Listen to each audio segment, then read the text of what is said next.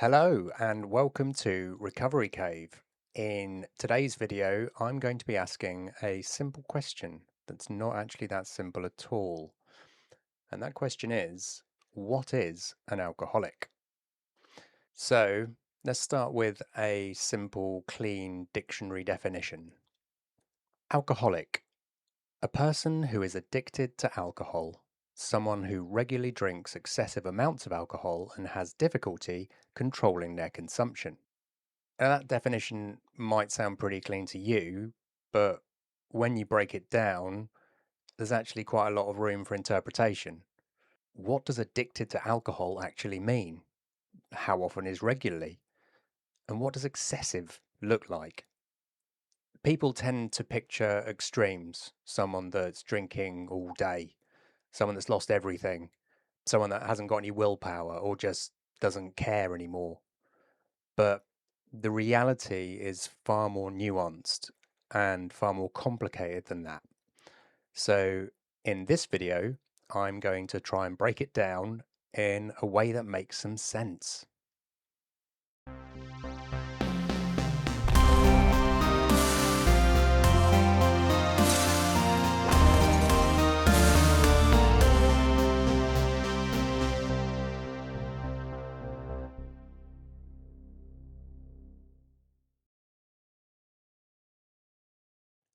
Alcoholic is an unpleasant word that can conjure up unpleasant images.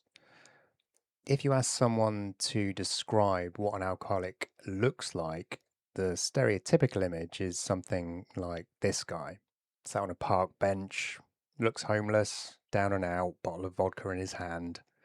And don't get me wrong, that's what alcoholism can end up looking like for some people. But most alcoholics don't look like that.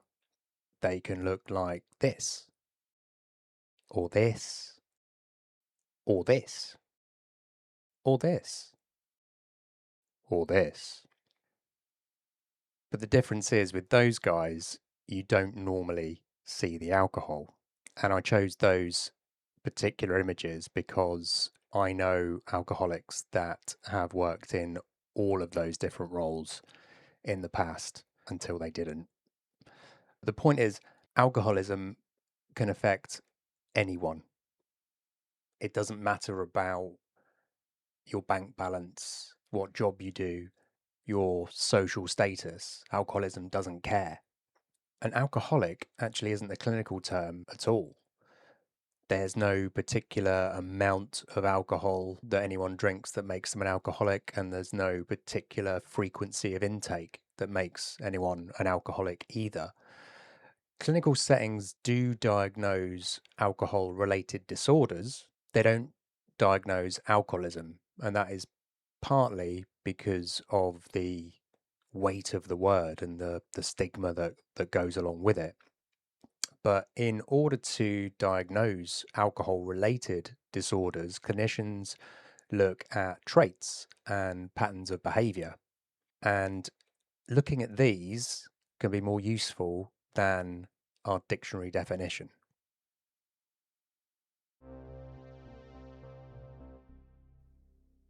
So there are a few key traits and behaviors that tend to show up. Number one is loss of control.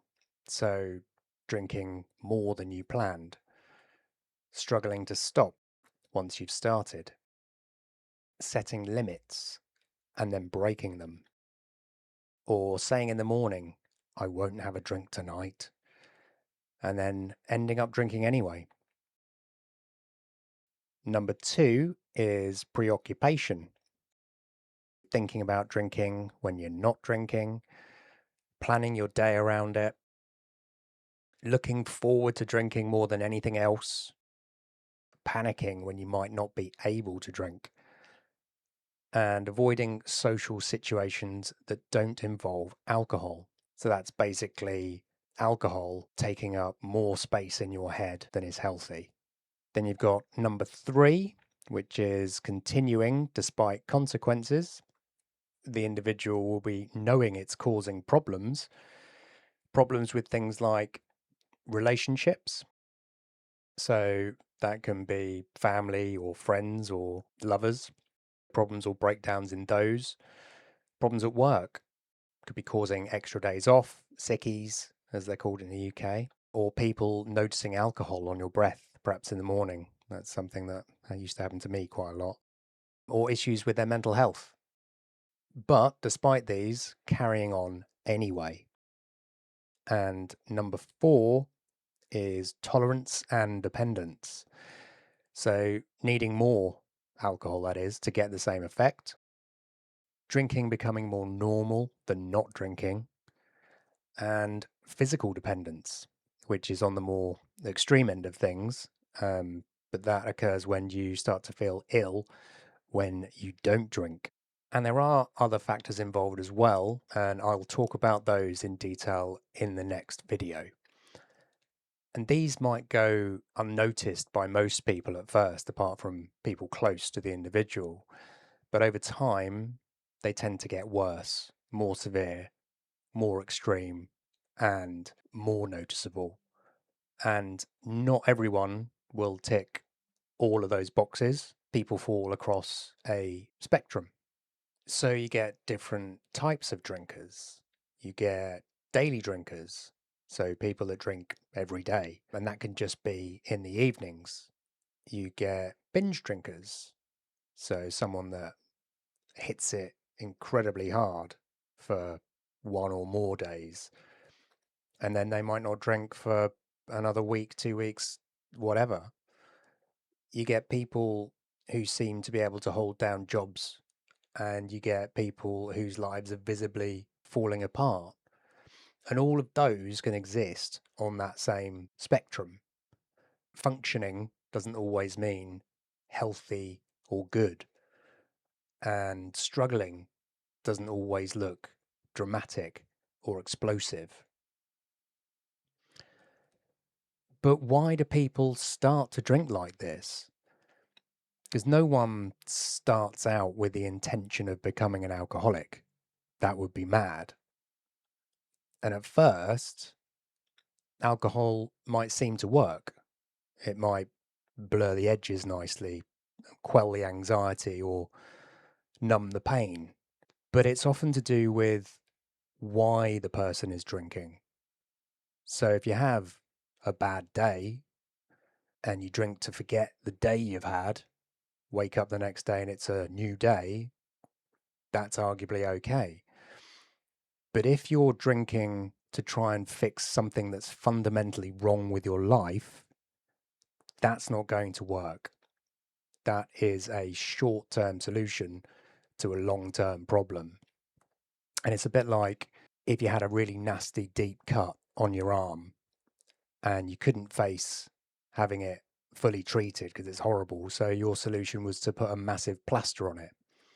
And each time you looked under the plaster at the cut, you were like, oh my God, that's horrible. So you just took one off and stuck another one straight back on. Now, over time, the cut's getting much, much worse. You're not solving the problem, but you still keep putting the plasters on. And that's what drinking does for long term problems.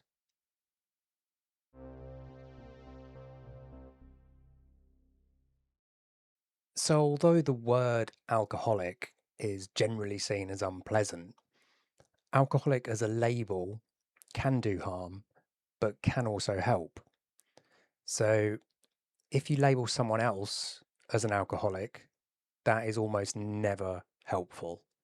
What you'll generally get is pushback, defensiveness, and denial, or a strengthening of the denial.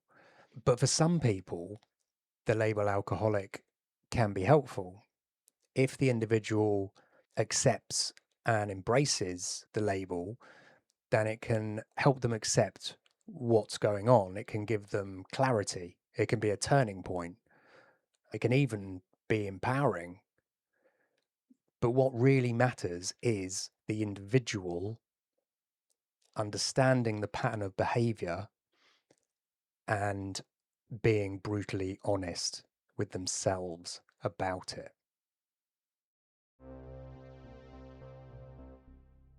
So, what is an alcoholic?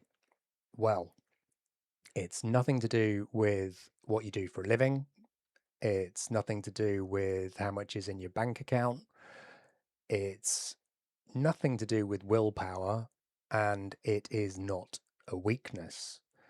It's to do and defined by patterns of behavior that develop over time and a relationship with alcohol that ends up turning sour.